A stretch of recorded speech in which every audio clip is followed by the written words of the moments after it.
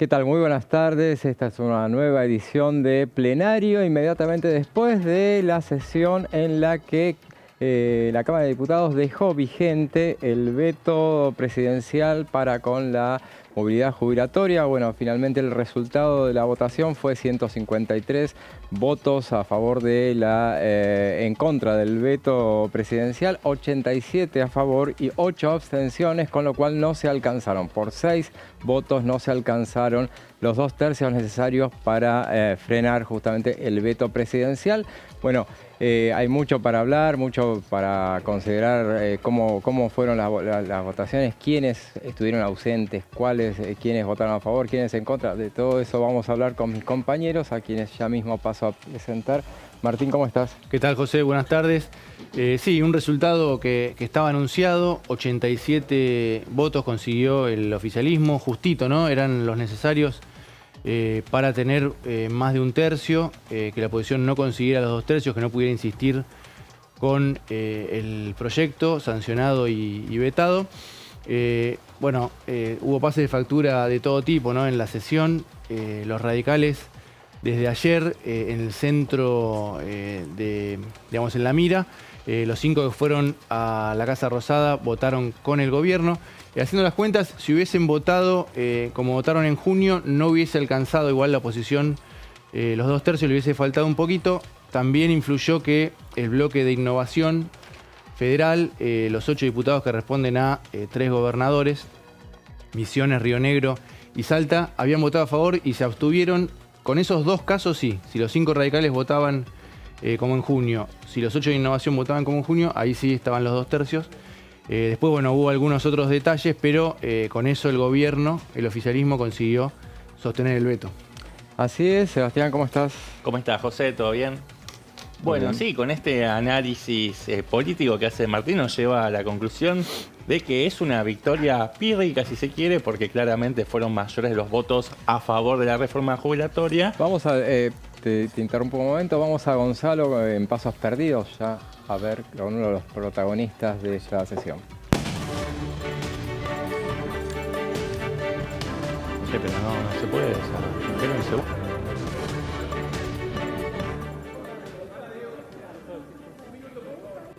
Yo espero, no hay apuro, tranquilos.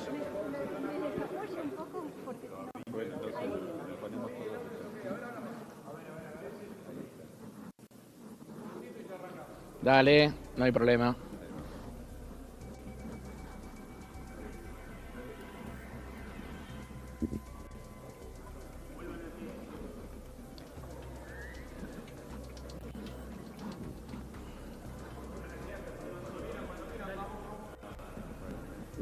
Bueno, diputado, ¿lo sorprende el cambio de voto de algunos diputados radicales? ¿Y qué pudo haber pasado?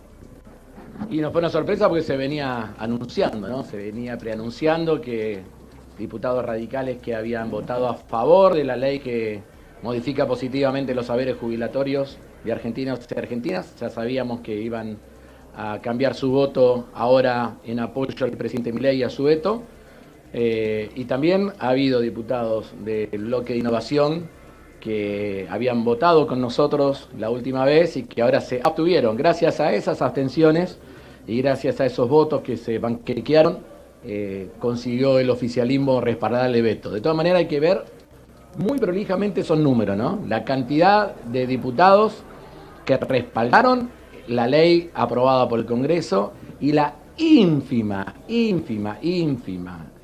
cantidad de diputados que respaldaron el veto, ¿no? Así que si el gobierno fuera inteligente estaría viendo con mucha atención estos números en función de lo que puede venir en la Cámara de Diputados. ¿Qué situación va a garantizar mayor cantidad de demandas contra el Estado de parte de los jubilados? Lo que pasa es que la Corte Suprema de Justicia ha sido muy claro respecto a que la Argentina tiene que tener una ley de movilidad de los saberes jubilatorios. Tanto lo que fue el fallo Badaro 1, Badaro 2, otros fallos que después la Corte Suprema de Justicia tuvo, marcan con claridad que nosotros necesitamos una ley que garantice la previsibilidad de la movilidad de los saberes jubilatorios.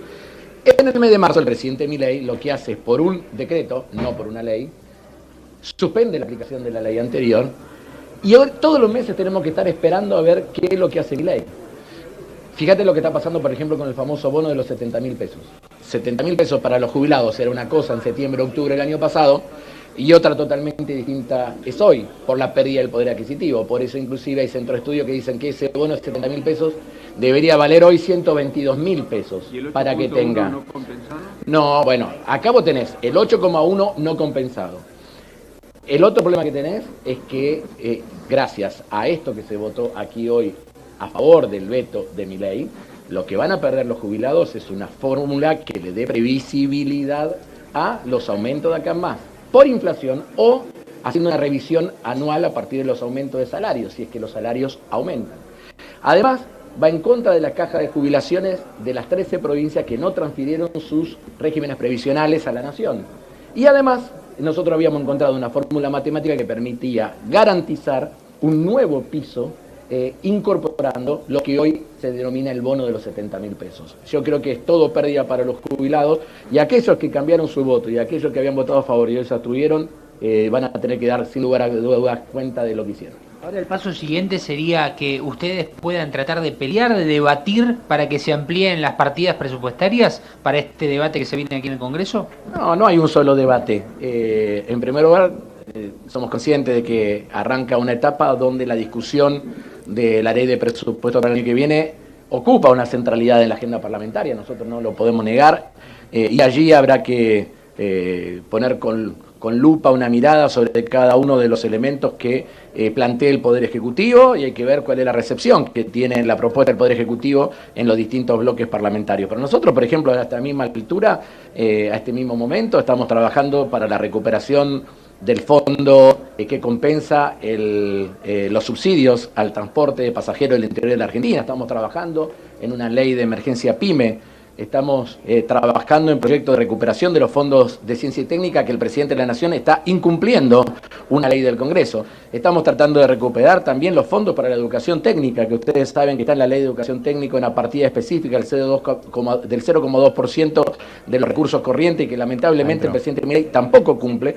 Así que yo sí creo que va a haber un fuerte debate sobre lo que a mi criterio es el elemento central de esta etapa, que es la política económica. Esta política económica cierra solamente con ajuste, con despidos y con una pérdida de poder adquisitivo de los salarios de las jubilaciones. Y eso hoy se vio expresado en el voto de los que respaldaron el veto de Javier Milei, a mi criterio, teniendo una actitud bochornosa de modificación respecto a lo que habían hecho 3 meses atrás. ¿De corruptos y desestabilizadores los han tildado los oficialistas? ¿Qué les responde?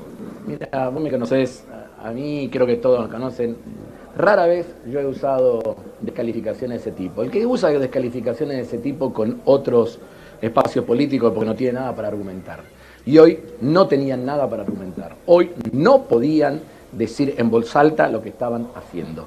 Porque sostener el veto de ley, legislar en contra de los jubilados y las jubiladas es realmente de ruin.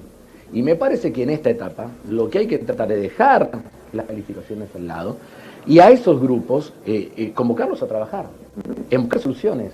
Y nosotros estamos buscando soluciones para los padecimientos de los argentinos. ¿Y acaso alguien puede pensar que todos los que se perjudican con el veto de Milei hayan votado a Unión por la Patria? No, ahí hay de todo, hay millones de argentinos y argentinas que deben haber tenido preferencias electorales distintas. Ahora, a nosotros no nos interesa a quién votaron. La tarea de Unión por la Patria es representar a los que nos votaron, pero también representar a todos aquellos que no se ven comprendidos por la política económica de Javier Milei, hayan votado a quien hayan votado.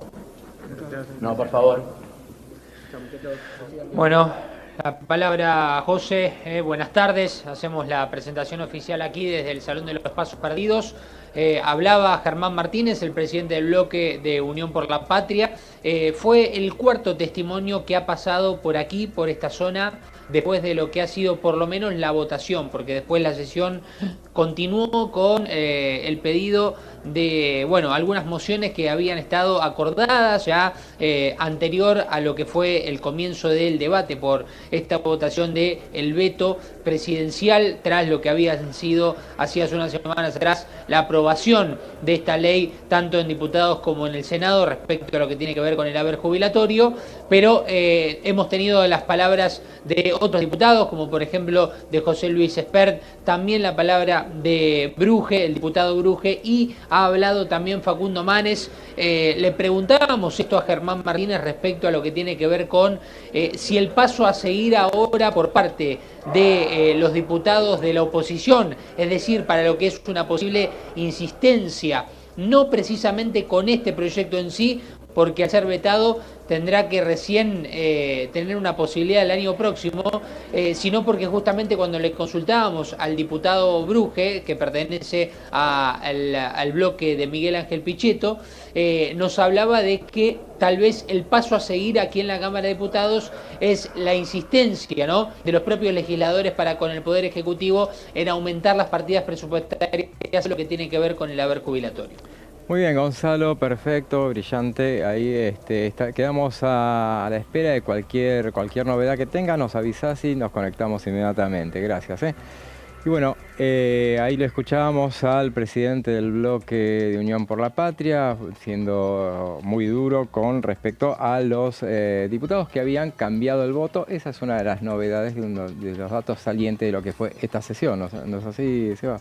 Sí, exactamente. Bueno, Pablo Juliano, que es uno de los integrantes del bloque radical, hablaba de transfugismo político, ¿no? Digo, palabras muy duras. Hablaba de que algunos tienen una urna en la cabeza, ¿no? Hablando de cierta especulación electoral por parte de los diputados que fueron a sacarse una foto con Javier Milei.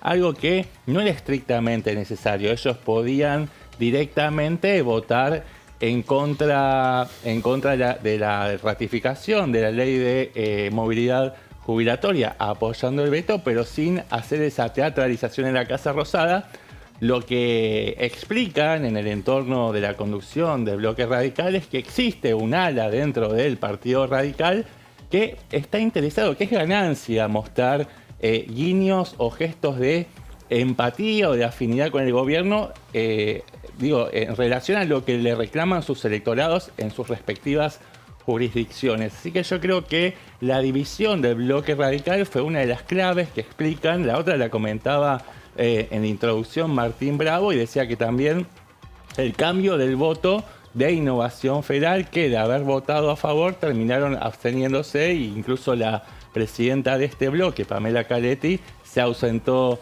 de la sesión. Esto termina entonces con 153 votos a favor, de los cuales, si hacemos un desglose, tenemos 98 de Unión por la Patria, de los 99 totales. Fabiana Aubone estuvo ausente. El segundo bloque que mayor aportó para poder arrimarse a los 2 tercios, un objetivo que evidentemente fracasó, fue la Unión Cívica Radical. Fueron 25 de los 32. Hubo 5 diputados, los 5 que se fotografiaron con Milei, que votaron a favor del veto, y hubo 2 ausentes. Y finalmente Encuentro Federal aportó 14 de los 16 votos porque Ricardo López Mursi, que como todos sabemos atraviesa algunos problemas personales después de una pérdida familiar, y también estuvo ausente el diputado del gobernador de Entre Ríos, Rogelio Frigerio, Francisco Morquio. Y bueno, y del otro lado fueron 87 votos negativos, es decir, 15 votos más de los que había sacado en la votación de junio, y eso explica un poco la clave del éxito en haber logrado este tercio salvador, ¿no?, para los objetivos del gobierno, de los cuales la Libertad Avanza aportó la totalidad. 37 de sus 37 diputados lo hicieron afirmativamente, mientras que el PRO fue el segundo bloque que mayor aportó, con 35 votos de sus 38 integrantes, dado que tuvo 3 deserciones que no estuvieron presentes al momento de votar, no estuvieron presentes en el recinto, que fueron la Coneja Baldassi, Ana Clara Romero, y se me está escapando un diputado más. Stefani. Y Héctor Tito Stefani, exactamente. Después estuvieron claramente también los diputados de los 3 del MID, los 3 del Bloque Independencia, Producción y Trabajo, y con eso pudieron asegurarse este número de 87 diputados, que les dieron un respiro y respiran profundo y toman aire después de haber sufrido algunos reveses legislativos en las semanas previas. Así decíamos entonces cómo fue la votación que se dio hace instantes. De acuerdo a lo establecido por el artículo 83 de la Constitución Nacional, para su aprobación se requieren los 2 tercios de los votos. Vamos a votar de manera nominal. Sírvanse, por favor, diputados, a emitir su voto. Identifíquense, por favor. Tiempo.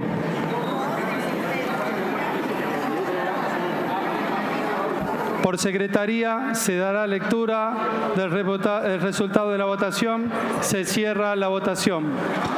153 votos afirmativos, 87 negativos, 8 abstenciones. Resulta negativo. Se comunicará al Honorable Senado y al Poder Ejecutivo. Ahí veíamos cómo fue la votación. Entonces terminaron votando 248 diputados. De esos, un tercio de esa cantidad era 82. O sea que le sobraron, en todo caso, 5 diputados para frenar justamente el veto. A ver, nombres queremos, a ver, cómo ya ha dado algunos. Le sobraron, José, algunos diputados, pero de todas maneras el oficialismo tenía que garantizarse los 87.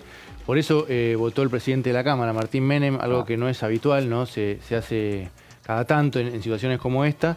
Sí, con 87, por más que estuvieran todos, por más que vinieran a último momento, todo el resto y votaran todos a favor de la insistencia, ya no iban a alcanzar. La oposición consiguió menos votos que en junio. En junio había tenido 160 votos, esta vez 153, 7 menos. Sí. Y eso que sumó a la izquierda. Sumó los 5 de izquierda. Claro. La cuenta originalmente daba 165, pero terminó con 153 por, claro, los 5 radicales, los 8 de Innovación Federal y algunos más. Pero principalmente eso. Sí, eso pone en evidencia que surtió efecto la negociación, ese movimiento de pinzas que hizo el oficialismo para tratar de convencer voluntades y desarmar esa mayoría de 2/3 que pretendía imponer la oposición, encabezada por la Unión Cívica Radical, Encuentro Federal, y también Unión por la Patria, ¿no? Porque en definitiva se trabajó sobre la base de un dictamen que había nacido como iniciativa de la Unión Cívica Radical, pero se incorporaron elementos del dictamen de Unión por la Patria, como por ejemplo este aumento adicional que se proponía una vez al año, en marzo de cada año, partiendo la diferencia entre lo que marca el RITE, es decir, la variación salarial, respecto del costo de vida del IPC. Entonces se le reconocía la mitad en caso de que hubiera una diferencia a favor del salario. Bueno, eso quedó incorporado al dictamen de la UCR, por eso llamó tanto la atención que hubieran 5 diputados nacionales que hayan votado en contra del proyecto de su propio partido político, y por eso vemos que hay algunos diputados del radicalismo que ya están pidiendo lisa y llanamente la expulsión, ¿no? O por lo menos que entreguen las bancas. Lo dijo Pablo Juliano, devuelvan las bancas, háganse cargo.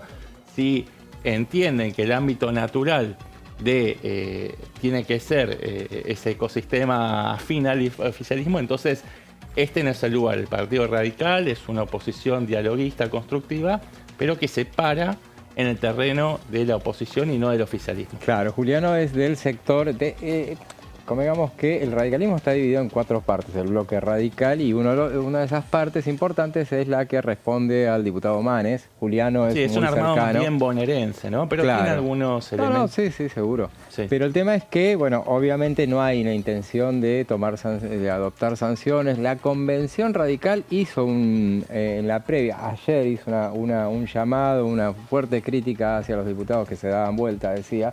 Justamente la Unión Cívica Radical, el Comité Nacional también replicó ese pronunciamiento. La convención está a cargo es presidida por el hermano de Facundo Manes, justamente, o sea que ahí se entiende un poco ese posicionamiento. Y hubo una entrevista que hizo mucho ruido anoche de Emiliano Jacobiti, que tiene un peso importante, específico en la UCR porteña, y también pidió la expulsión de estos 5 diputados nacionales. Así es. Y bueno, en definitiva también uno de los más indicados, como una de las mayores críticas, era contra Mariano Campero, justamente que fue una de las figuras que estuvo ayer en la reunión con el presidente de la Nación Y hoy justamente sobre el final dio la particularidad de que él no habló durante la intervención del bloque en el cual intervinieron los diputados radicales, sino que habló sobre el final como por haberse sentido aludido,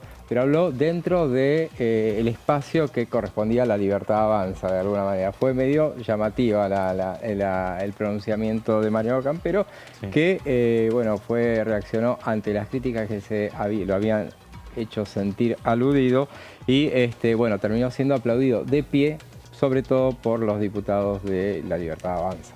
Sí, decía José, cuatro partes está dividido el radicalismo, sí. Si no hilas fino, ¿no? Bueno, un trazo grueso, porque si te pones a hilar fino, a lo mejor en cada de esas 4 partes hay también grietas, ¿no? Es un panorama muy complicado del radicalismo, una interna muy fuerte entre Martín Lustó, por ejemplo, y Rodrigo de Loredo, y hasta hace un tiempo Martín Lustó y de Loredo estaban en el mismo espacio, Evolución. Martín Lustó es el presidente del radicalismo y senador, que lo impulsa de Loredo como jefe de bloque de diputados. Bueno, ahora hay un cruce fuerte. Hay que ver cómo termina. Esto tiene que ver también con los armados electorales para el año que viene, que se van a definir por provincias al tratarse de una legislativa.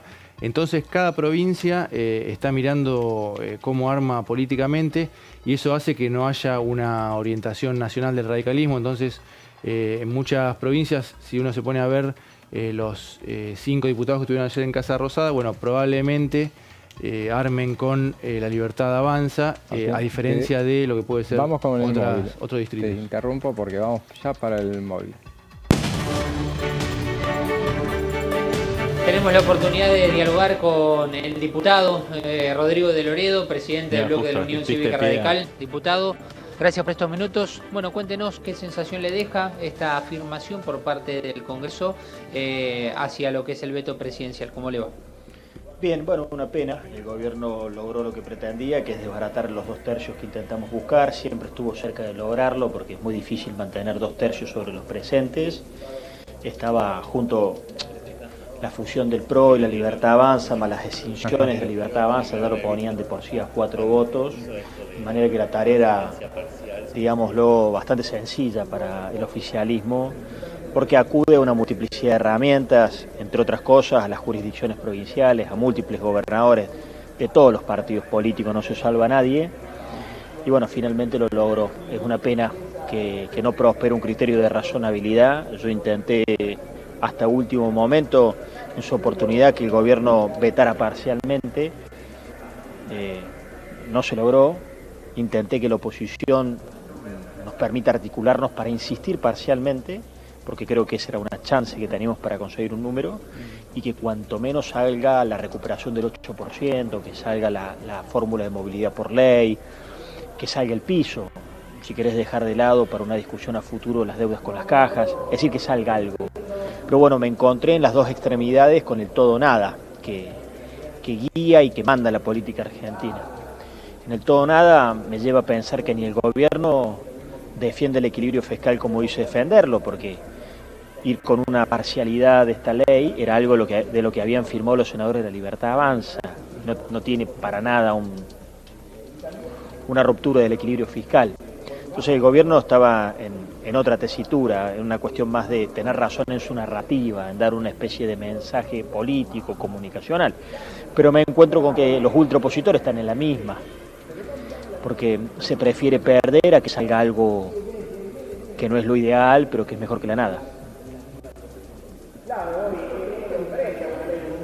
Quería preguntarle por cómo queda después de estas últimas horas, de todo este run run que hubo en torno a la Unión Cívica Radical, cómo queda el bloque puertas adentro ahora, cómo se reconstruyen las relaciones a partir de todas las diferencias que ha habido respecto de esta votación.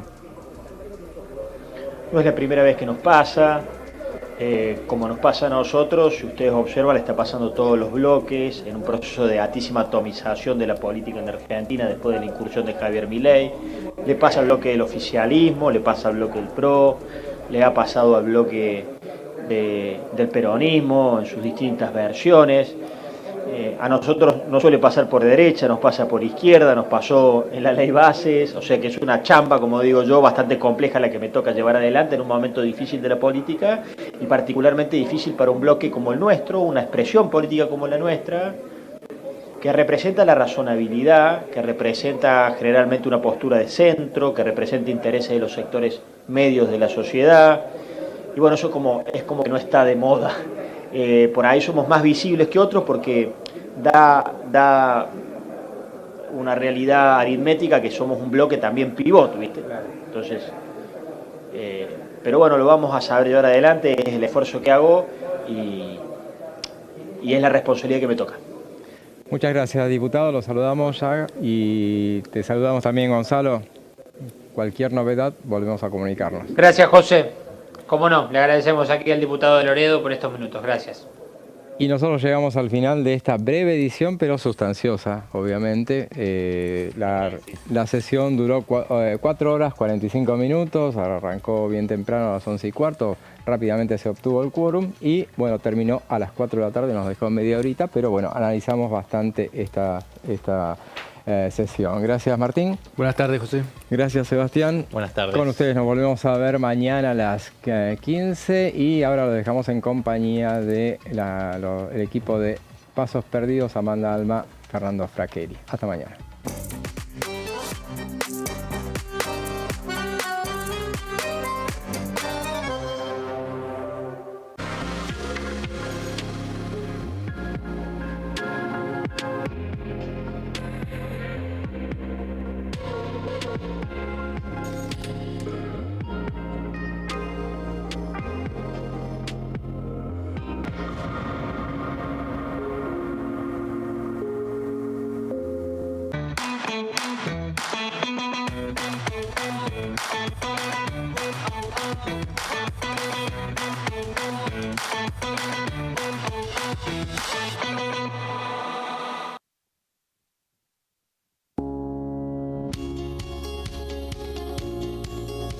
Cuando un proyecto de ley ingresa a la Cámara de Diputados, ya sea creado por un legislador, enviado por el Poder Ejecutivo o producto de una iniciativa popular, se trata primero en las comisiones correspondientes para luego ser tratado en el recinto por los diputados.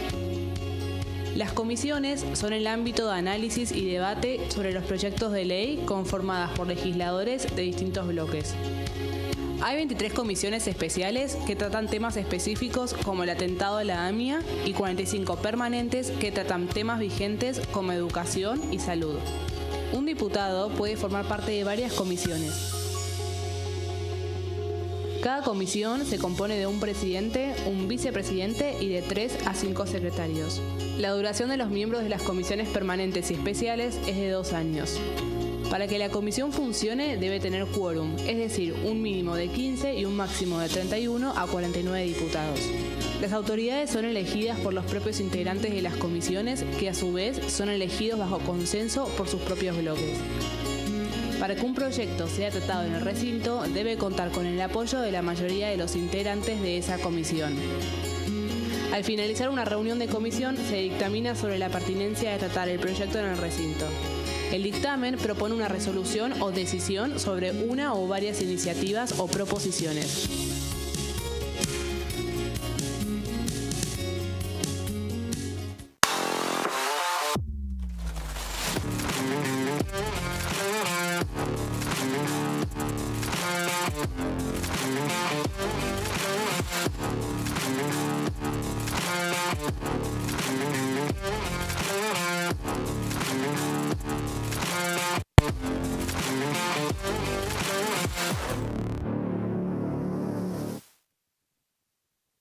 En este momento, millones de niños y niñas tienen desnutrición severa.